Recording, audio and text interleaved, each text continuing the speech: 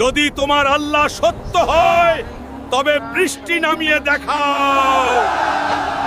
যে উপাস্য আগুন পাঠাবে তিনিই সত্য মাবুদ।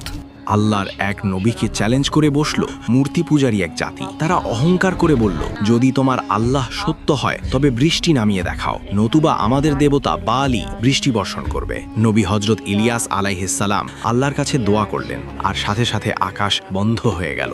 দীর্ঘ 3.5 বছর এক ফোঁটা বৃষ্টিও পড়ল না। খরায় পুরো দেশ হাহাকার করতে লাগলো। তখন হজরত ইলিয়াস আলাইহিসসালাম তাদের ডাকলেন কার্মেল পাহাড়ে এক মহাপরীক্ষার জন্য। শর্ত ছিল, তোমাদের 450 জন পূজারী একদিকে আর আমি একা একদিকে। আমরা কুরবানি সাজাবো, কিন্তু আগুন জ্বালাবো না। যার উপাস্য আকাশ থেকে আগুন পাঠিয়ে কুরবানি কবুল করবে তিনিই সত্য মাবুদ। শুরু হলো নাটক। পূজারীরা সকাল থেকে সন্ধে পর্যন্ত চিৎকার করলো, নিজেদের শরীর কেটে রক্ত ঝরালো। কিন্তু হায়, পাথরের মূর্তির কি